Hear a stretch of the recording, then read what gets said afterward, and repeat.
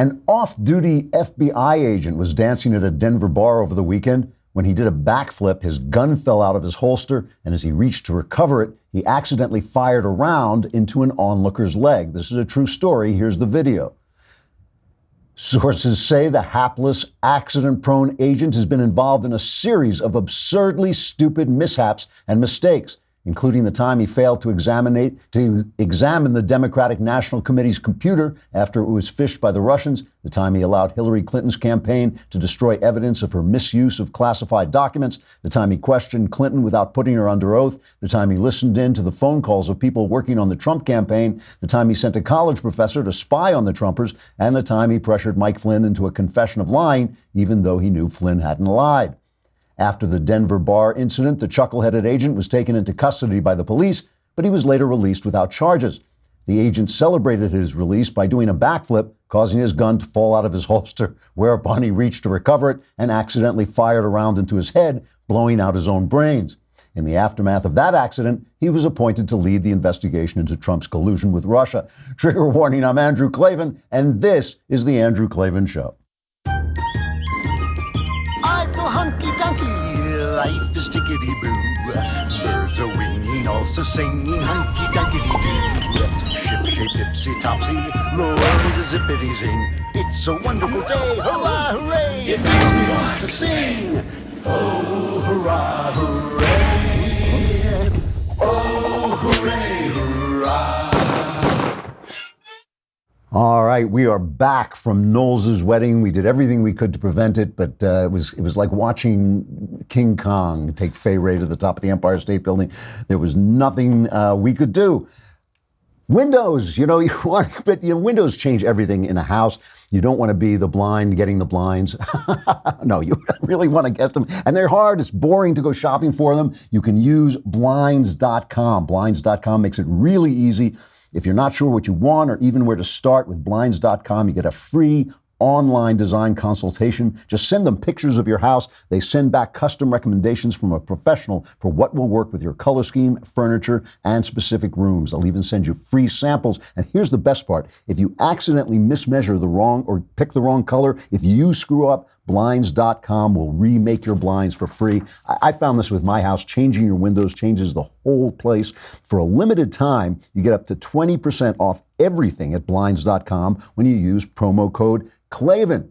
But you say, my blinds are closed. How do you spell Klavan? Klavan. That's Blinds.com, promo code Klavan for up to 20% off everything. Faux wood blinds, cellular shades, roller shades, and more. Blinds.com, promo code Klavan. Rules and restrictions do apply. All right.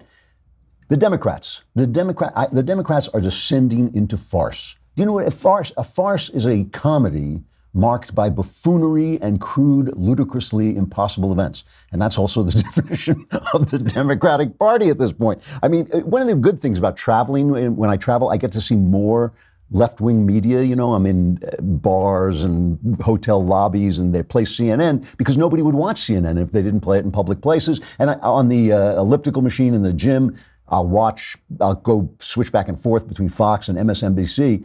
And you get to see a party, the left, completely sinking into, they're now a parody of themselves. They're a comedy show. It's the Democrat comedy show because they've got a problem. They live in a Manichaean universe. Manichaeism was that philosophy that had some effect on Christianity until they declared it a heresy. It's basically that there's two forces in the world, the force of light and good and the force of darkness and evil, and they're always battling together. And because they think of politics that way, instead of just a series of policy discussions on how to solve problems, they think that everybody on the other side must be evil, and their forms of evil are racism, sexism, homophobia. But the point is evil. That's what it comes down to.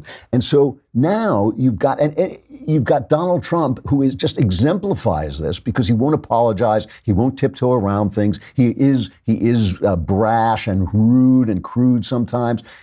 Here, let me just play you, just to start the comedy off, let me just play you an ad. Dan Helmer, who seems like a pretty decent candidate, a veteran and all this, he's running for the Virginia House, right? And here is part of his ad. After 9/11, the greatest threat to our democracy lived in a cave. Today, he lives in the White House. So now Trump is Osama bin Laden. Osama bin Laden slaughtered 3,000 people. Then Donald Trump, his steaks weren't that good, apparently. I don't know. It's like so let me begin this discussion and show you how this works with a parable. This is a parable from the good book, from the Gospel according to Matthew. There was a man, it's very short. There was a man who had 2 sons. He went to the first and said, "Son, go and work today in the vineyard." "I will not," the son answered. But later he changed his mind and he went. Then the father went to the other son and said the same thing. The son answered, "I will, sir," but he did not go. Which of the 2 did what his father wanted? And even the people who Jesus is attacking in that parable say, obviously, it's the one who it didn't matter what he said, it mattered what he did. So now you've got, over the weekend, I guess it was Friday, while I'm in New York, the May job numbers come out.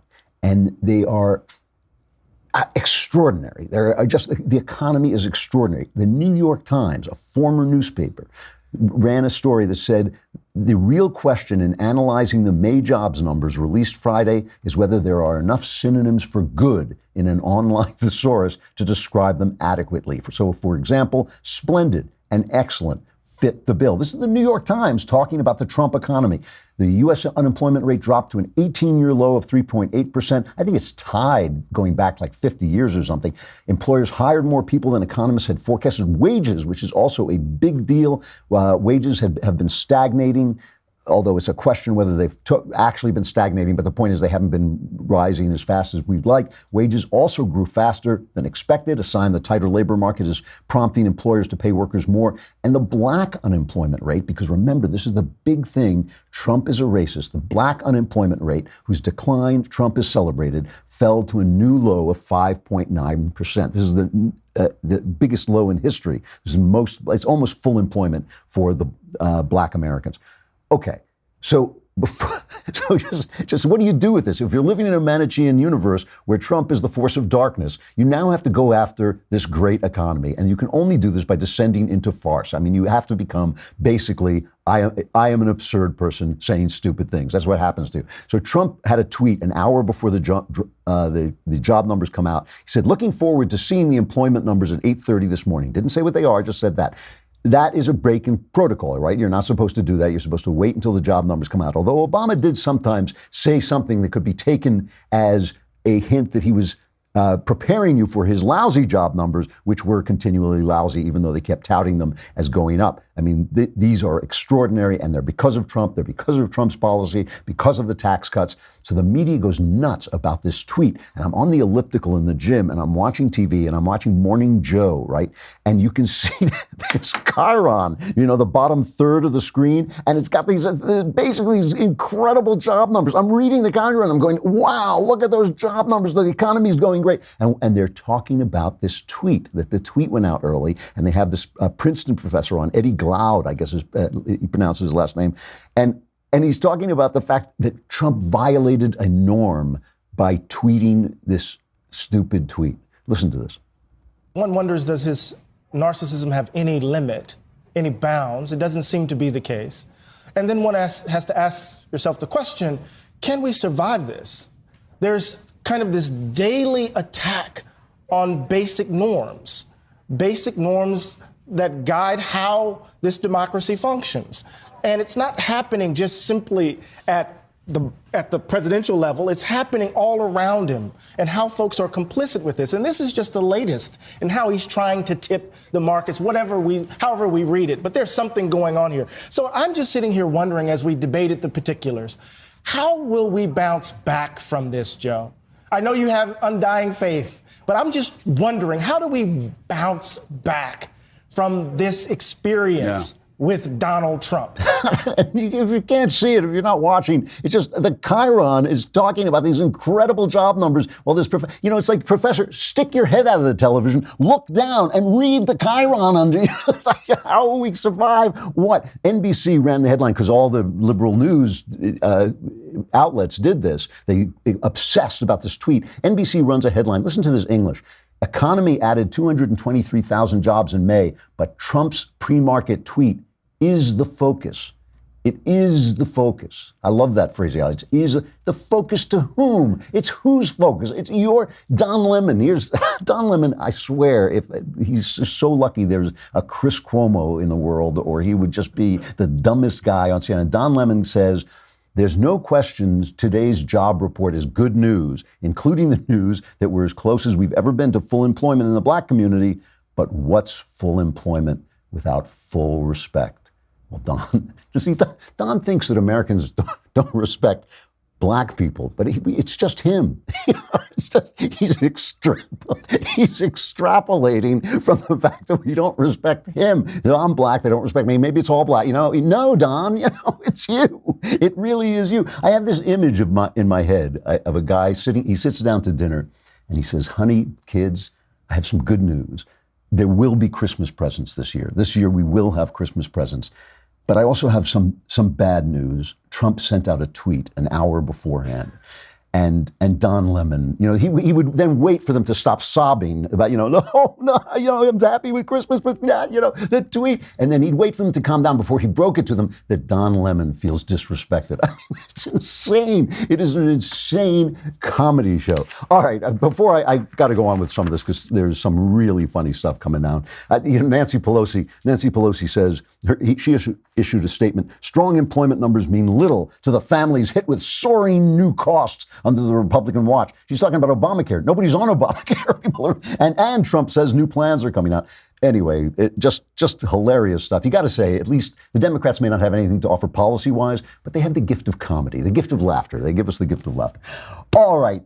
Father's Day coming up. You know what you never say? You never say, hey, it's raining and I'm dry because there's a roof over my head. Thanks, Dad. But now you can with Omaha Steaks. I love this stuff, man. They deliver this right to your house. All kinds of meats and other things, pork, poultry, veal, lamb, bison. I haven't tried the bison yet, but I have eaten bison. It's great. Seafood, vegetables, all kinds of good stuff. It is really, really tasty. Take it out in the barbecue. Barbecue season is just beginning. Dad's barbecues, they kind of go together. He will love this stuff. And right now, Omaha Steaks is giving a limited time offer to my listeners for Father's Day. $49.99, a lousy $50, a 78% discount. Okay, this is an amazing deal. Go to omahasteaks.com, type Andrew in the search bar, and you get this Omaha Steaks Father's Day package. This is what it includes. 2 tender filet mignons, 2 beefy top sirloins, 4 chicken fried steaks, 2 boneless pork chops, 4 all-beef Omaha steak burgers, 4 gourmet jumbo franks, 12 ounces of all-beef meatballs, 1 pound of steakhouse fries, 4 caramel apple tartlets, 1 Omaha Steaks seasoning packet, plus get 4 more grill-ready Omaha Steaks burger free with the purchase. Again, get this limited time package for only $49.99 when you go to omahasteaks.com, type Andrew in the search bar, and add Father's Day package to your cart. Don't wait. The offer ends soon. Go to omahasteaks.com, type Andrew in the search bar, grab your dad, and fire up the grill. It's really, you will see, it is really tasty. So the people are not going for any of this. They don't buy into any of it. I mean, the polls show, one of the trackers of the pulse of regular Americans is a poll question that asks if the country is headed in the right direction. According to Rasmussen, 42% now say that this country is headed in the right direction, and 53% say it's headed in the wrong direction. Now, that doesn't sound like much, except when you realize that the sentiment during the Obama years, people at the end of July 2011, the numbers were 14% thought we were headed in the right direction, and 80% said we were headed in the wrong direction. This is the thing about Obama. People liked him personally because, he was stylish and calm and all this, but they did not like his policies, including Obamacare. Just continue on this idea of farce. Here is, I like human absurdity so much that sometimes my sense of humor strays a little bit into the unsavory. And here is an example. In Virginia, there is a guy named Nathan Larson. Have you heard about this guy, Rob? Nathan? Yeah. He is running as an independent, but I'll get to how the Democrats figure into this, okay? his policies, he lives in his parents' basement or something, and his policies support, pedophilia, incest, the usual things, white supremacy, marital rape. Here's an interview a local TV station does with this guy. You only have to look in his eye. The guy's like a felonious loon. You have to look in his eyes. But here is a Virginia candidate for the Congress. What about sexual relations with your own children? Like, I would favor, like, legalizing incest. Why is that? Just because personal freedom. What about the children's rights? Wouldn't that be rape to have sex with a child? Well, like with girls, I mean, I just believe that it should be for fathers to make those decisions. And you don't find anything wrong with that? I mean, it's not for me to intrude on another family and tell them what they should do. Wouldn't that be really dangerous for children? I don't see how we know that. Like, children are human beings. They're not property. What about their protection? The law doesn't treat them as having the full rights of adults. Yes, folks, he is that crazy. I mean, it's horrible. Like, on the one hand, it's like watching a guy who's been possessed by a demon, which is not that funny, but there's something about the guy just standing there running for Congress. So what's this got to do with the Democrats? How did this guy get to be a congressional candidate? Well, during the Hillary Clinton-Trump election, Hillary Clinton's close friend, the Virginia governor, Terry McAuliffe, was afraid that she would lose the swing state of Virginia. So he forced down the throat of Virginians, overriding courts, overriding the state Congress, everything. He forced a law down their throats that allowed felons to vote and run for office. Because who would felons vote for, right? I mean, it's kind of like they say, you vote for the kind of people who are like you. Felons are going to vote for Hillary Clinton, right? Oh, a criminal. Maybe she'll support criminals. This is great. So he gives felons back their civil rights. Well, this guy had done time. Big surprise, right? He had done. The only surprise is that he's out, that he's free. The guy had done time because he had threatened to assassinate the president. And you say, which president? He didn't care. He was either George W. Bush or Barack Obama. It was like, whatever, so they put the guy behind bars where he so very clearly belongs, but he gets out, and then Terry McAuliffe, in order to help his candidate, puts this guy in a position where he can run for Congress. They are running a comedy show, so help me. I started this with a parable. I will end with a parable, except this is, when I say it's a parable, it is a real life story that is so clear that it is a parable. I'm talking about what I've come to call the Barbie girls, Roseanne Barr and Samantha Bee, right? The Barbie girls. And so Roseanne is a Trump supporter, and she puts out a tweet, kind of just on impulse, that could be interpreted as racist. So they interpret it as racist, of course, because a conservative said it, and all conservatives are racist, so it has to be racist. And she's fired off her show within 3 hours, this popular money-making show. She's fired within 3 hours. You know what? I don't care. She sounds like an awful person. It was an ugly tweet, whether it was racist or not. It was an ugly thing to say. That ABC Disney has the right to do what they want. Samantha Bee makes a comment, this where she used the C word about Ivanka Trump, which I just think is brutally ugly. I got to say, I can have a pretty foul mouth. I'm working on it, but especially when I'm around guys, I can have a foul mouth. Even I don't use that word. I don't, and I certainly would never use it to refer to this person that I just happen to disagree with or whatever. That remark was not on impulse. It was not on drugs. It was not because she's mentally ill. It was a scripted remark that went through all the vetting that it could possibly go through, right? The station vets it. The producer vets it. She goes on and says it. The audience cheers. They tweet, oh, how wonderful it is. It's trending on Twitter, I think it was, in some social media.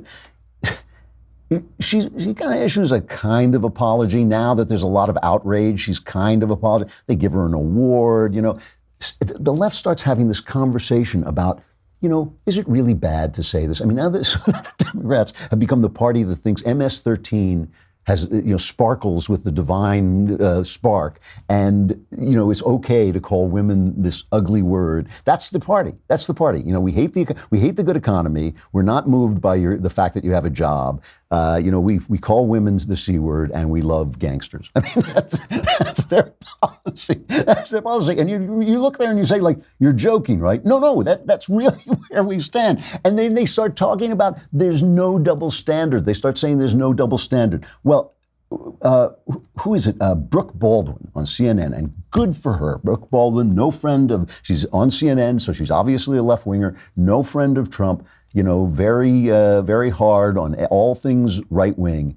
But she did call them out on this. She called them out on the double standard, among other things, the fact that Disney, which owns this ABC, on which Roseanne Barr was, fired Roseanne Barr, but hired back Keith Olbermann to talk on ESPN. And Brooke Baldwin, to her credit, because he also went after Samantha Bee, I really admired her for this, because look, we're on different sides, but if you do it with integrity, you gotta get some respect. She put together this piece of Keith Olbermann, who now Disney is hiring. As Roseanne Barr goes out the window, this guy is coming in through the door. Donald Trump is a loser. Trump is indeed effing crazy. I'm setting aside policy for a moment because as mindless and as evil as the baboon's policy is, it can and will be rolled back sooner or later, and his policies all hang together if you just keep asking yourself, what would have happened here in this country if the Germans had won World War II? I'm talking about the man himself now. His brain does not work correctly. There is a myriad of possible explanations, and we have hit them all here.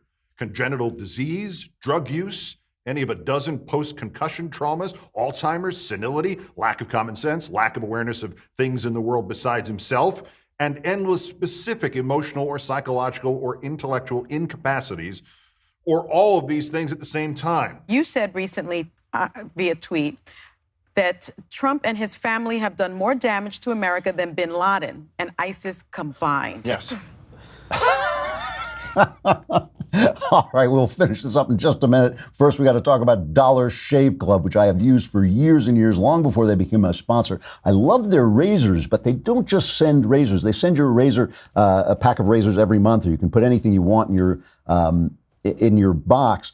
But they send you anything you need to get ready in the bathroom. So over the weekend, a lot of times I have so much real estate to shave, I don't use other things. But over the weekend, I was trying out a lot of their shaving stuff. I do use their shave butter, but I use some of their shave prep and their shave post stuff. Really good stuff. I mean, it made me feel, it really put a bounce in my step. It was terrific. And here's a great way to try a bunch of Dollar Shave Club's products. For just $5, you can get their Daily Essentials Starter Set. It comes with body cleanser, One Wipe Charlie's, their amazing butt wipes, which I haven't used, which may be too much information as it is. Their world famous shave butter, which is excellent. Their best razor, the 6-blade Executive, which is what I used this morning. Keep the blades coming for a few more bucks a month and add in shampoo, toothpaste, or anything else you need in the bathroom. Check it all out at dollarshaveclub.com/Klavan. How do you spell it? I know you want to know. It's Klavan. That's dollarshaveclub.com/Klavan. Try these things out because I'm telling you, it is a great club. I really like it. All right. So let me just end by saying this, that the parable of Samantha Bee and Roseanne Barr is simply the parable of a group of people who have surrounded themselves with people who agree with them, and now see everyone else as evil. And because of that, they feel that they can treat us like garbage, call us those horrible names while castigating us for using their names. They should not be surprised. They should not be surprised that we picked a man like Donald Trump to fight back, because that is the way they have been treating us all this time.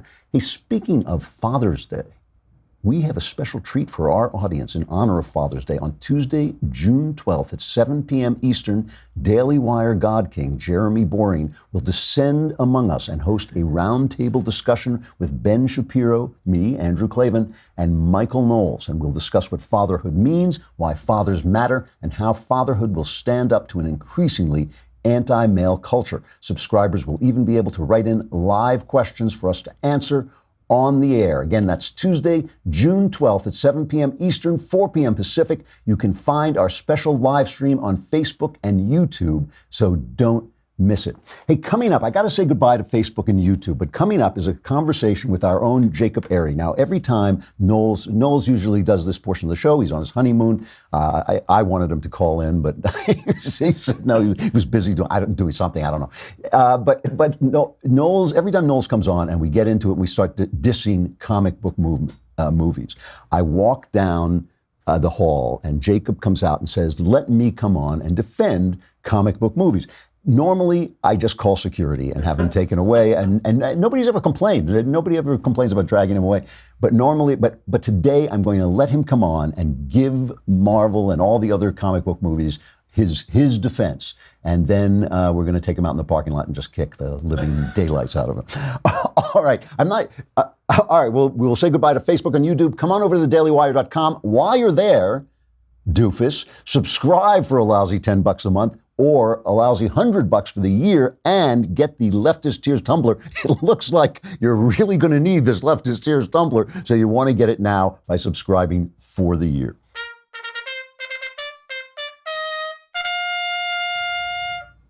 All right, Jacob Airey. Jacob, what the hell do you do around here? You know, no one can really answer that question. I just kind of walk in. You're getting away with murder. That's all I can. Now I see you've assembled your characters in front of you. It's pathetic.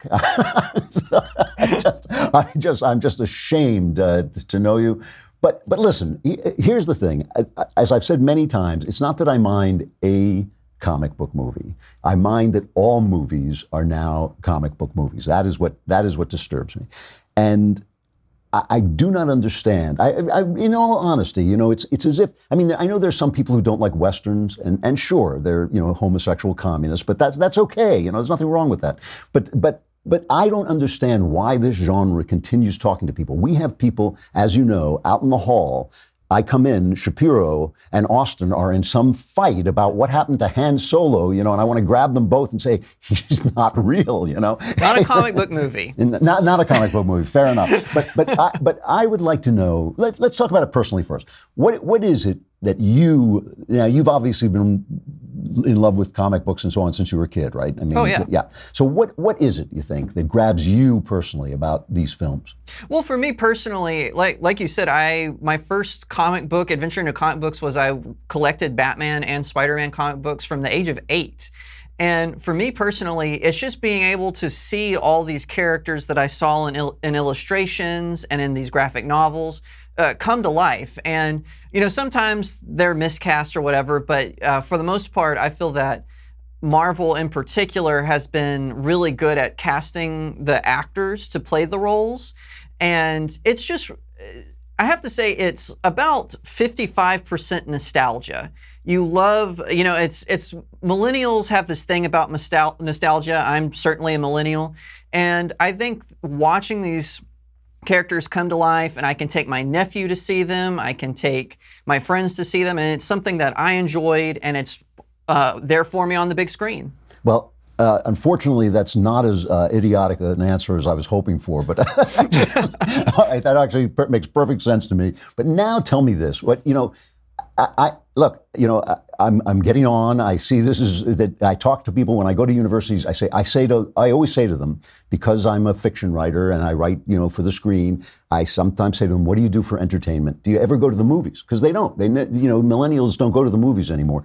They'll say, well, no, but Marvel movies, yeah, comic book movies. So what is it they're saying to people, aside from the nostalgia? What is the grander themes here that I seem to be missing? I think that there is a part of millennial, and I've certainly fallen into this as well, where we want to be a part of something bigger, but we don't feel like we can be. And so when we see these Marvel characters, and like I said, and this kind of does slide into the nostalgia, but it's like, oh, well, this is a character that's spoken to me since I was a kid. I understand this character, and so I get to applaud this person doing the things that I would like to do. I would like to be heroic, and maybe this person can help me understand how to be heroic and why being heroic is important, why sacrifice matters. Oh, okay, but why then? Why then not make movies about World War II or even science fiction movies about exploring the solar system, which your generation will probably start to do. I mean, after all, there probably are people your age who will wind up living on the moon. And you first if you're not careful. But why not make what bothers me about superheroes? Why they become boring to me after time? It's not like I don't like a movie, a superhero movie, but it's just one after another. Mm-hmm. Is that they don't have the problems I have because they're super fast or super strong or can't be killed. I mean, Superman used to listen. I loved comics as a kid, but even then it used to bother me that Superman essentially was immortal, that he couldn't be killed, and I would think like it's kind of an unfair advantage. That's why I was a big Batman fan. But why superheroes? Why not soldiers? Why not cowboys? Why not things like even Star Wars guys? Why these particular guys with these particular powers?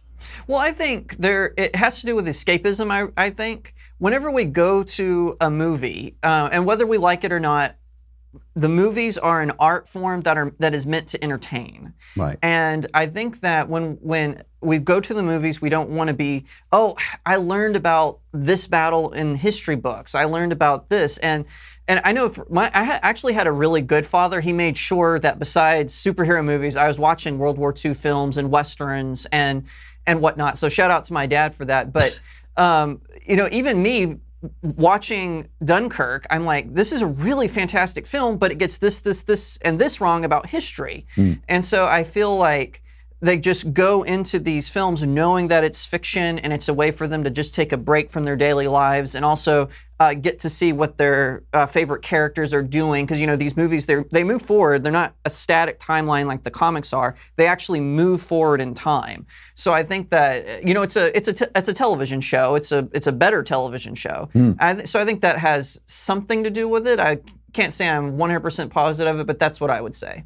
I have to bring up one of my big objections to this, and maybe this sounds funny, but I actually don't mean it. It really does bother me, is that because most of the women in these stories have superpowers, and because there's almost no sex in them, there's no sex in them in the sense of the sex lives we lead. When I talk about sex, I'm not just talking about the sex act. I'm talking about the fact that as I seem to remember, a good 90% of my mental time as a young person was spent thinking about women, and thinking about how to manage this incredibly powerful force that is always flowing through us and making it difficult to react to each other as human beings, and at the core of so many great stories. I mean, sex is at the core of so, maybe I should just say eros, not sex. Eros is at the core of so many great stories.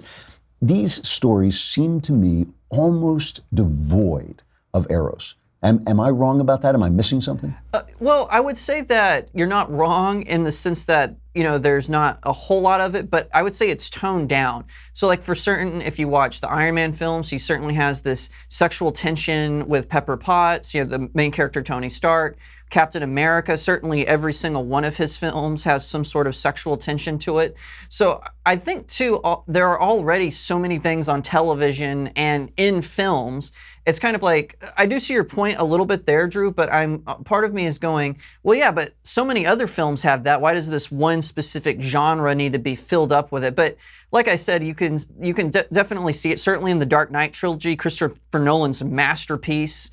You can see it in Black Panther just recently. So I do think that you're partially right, but I think it's just more toned down than it is non-existent. Does it tell me something about millennials that they actually want their escapism to be less sexy than I used to want my, I kind of wanted to go to escapism that had hot girls and, James Bond and that sort of thing. Does it tell me something about millennials that they feel that sex is one of the things they want to escape from when they go to escapism? Well, I think certainly when you have, third wave feminists screeching at you, if you're a woman, have all the sex you want to, it doesn't matter, it doesn't make any difference. If you're a guy, you looked at her wrong, you're a rapist.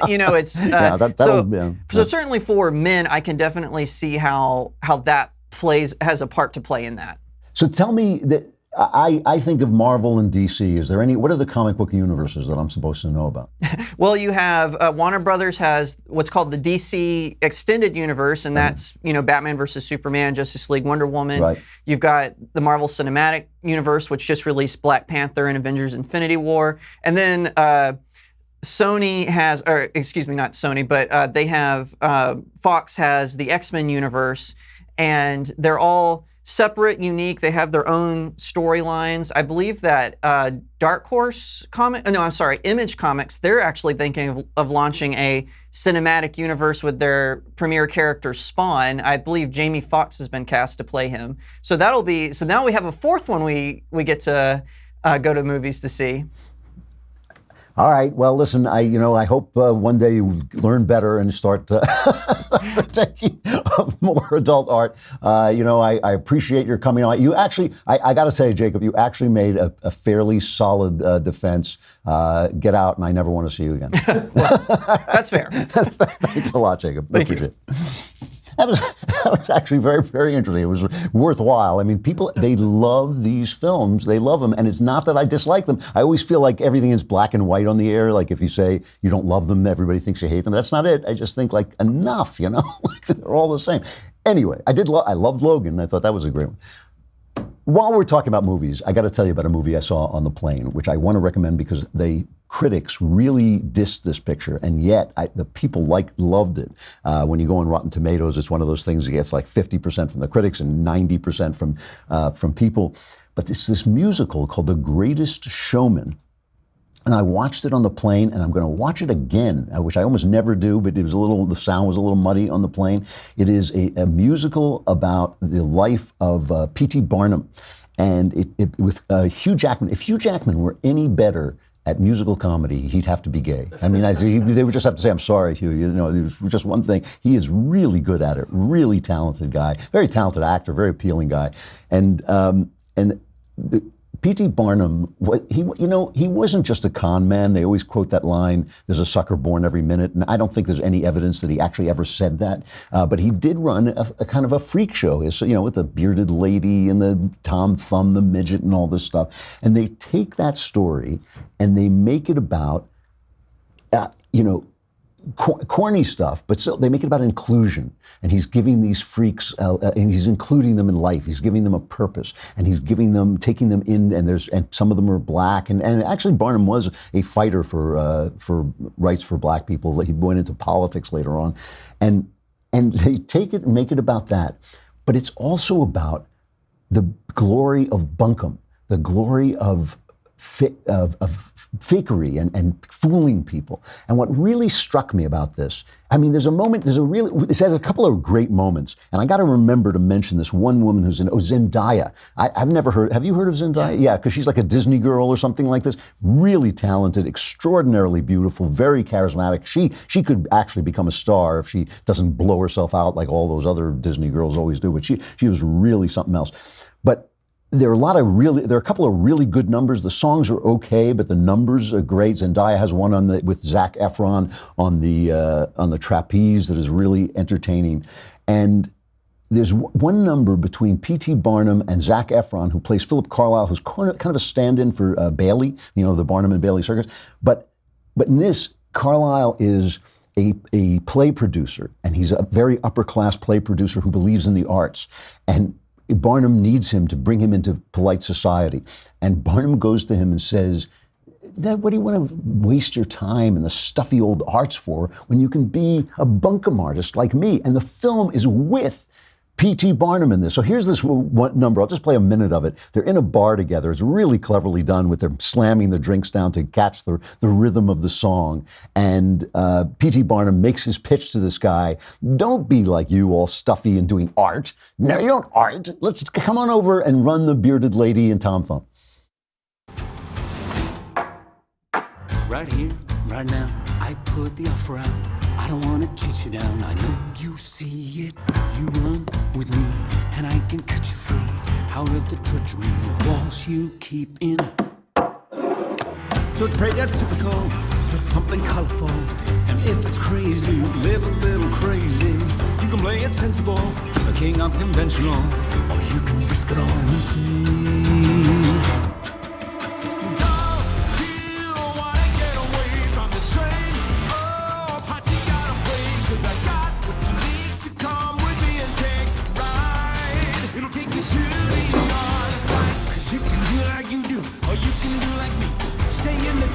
you finally take the key. Oh, damn, suddenly you're free to fly. It'll take you to the other side.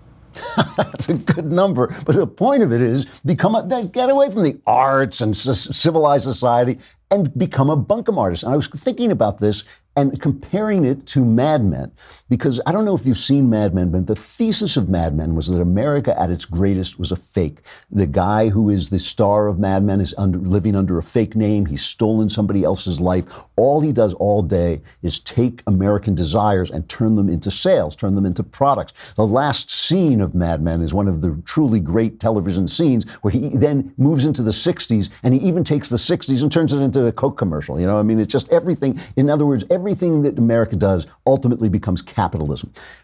But it's grim about it. It's kind of scolding about it. It's kind of like, the advertising story. That used to be a trope in the 50s and 60s. Advertising was soul killing, soul destroying. You want to break out and be an artist. And this is basically saying the exact opposite. And it's catching something about American life, that advertising may be bunkum, but it also created industries. It created wealth. It created a fantastic, powerful powerhouse of an economy in a country that really led the world and raised the standard of living for everybody. All those people who were always grim, always remember the socialists like Pete Seeger singing their country songs about your ticky-tack houses. I thought people would cut their arms off to live in these little houses, these little suburban houses in Levittown. And, it was such snobbery about what it took. And this actually enjoys American bunkum and American salesmanship and American showmanship, and it actually enjoys it. And it's a fun movie. I'm not going to tell you it's a great movie because the music's not that great, and the story's, what's the word I'm looking for? It's kind of corny, old-fashioned story, but it is just enjoyable every minute. Like that minute I found, that's a really enjoyable song, a really enjoyable number, and it's enjoyable, and there's something about the celebration of it. And I have to say it, I hate to lead everything back to Trump, but I think Trump has a little bit of that spirit, that P.T. Barnum spirit, and it drives the scolders and the haters and the American grim faces mad that he is having such a good time and that he is bringing us through the economy such a good time. But that's part of the world. Is advertising bunkum and having a great time. And I just like this picture because it celebrates that. All right. Speaking of which, our crappy culture.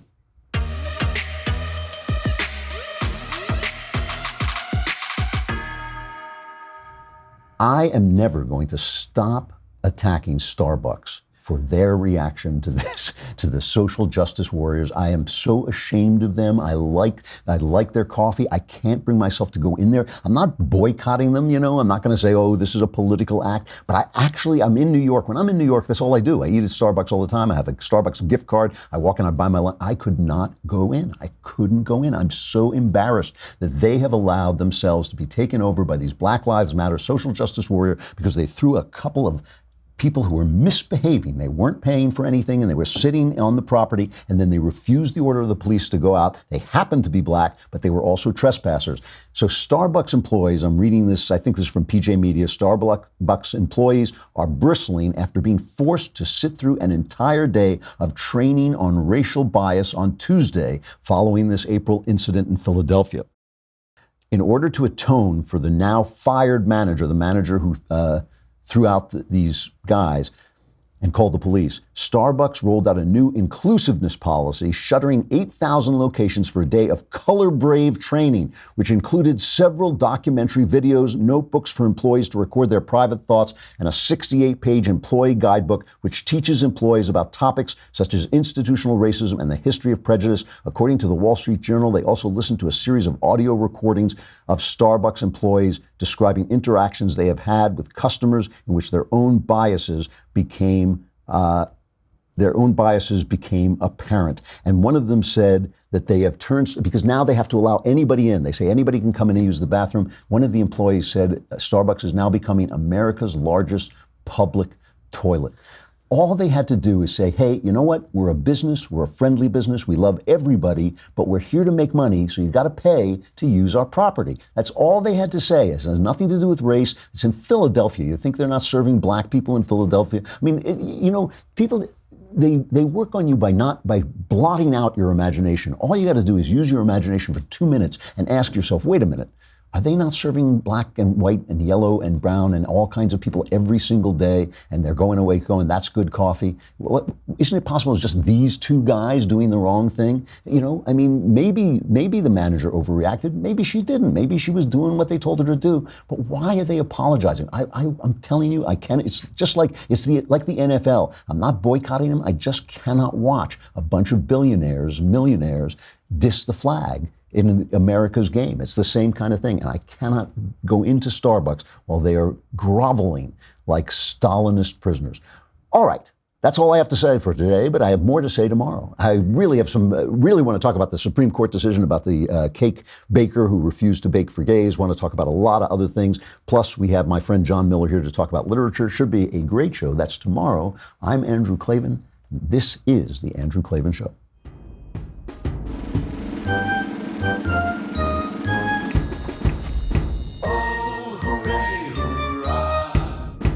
The Andrew Klavan Show is produced by Robert Sterling. Executive producer, Jeremy Boring. Senior producer, Jonathan Hay. Our supervising producer is Mathis Glover. And our technical producer is Austin Stevens. Edited by Emily Jai. Audio is mixed by Mike Cormina. Hair and makeup is by Jesua Alvera. The Andrew Klavan Show is a Daily Wire Forward Publishing production. Copyright Forward Publishing 2018.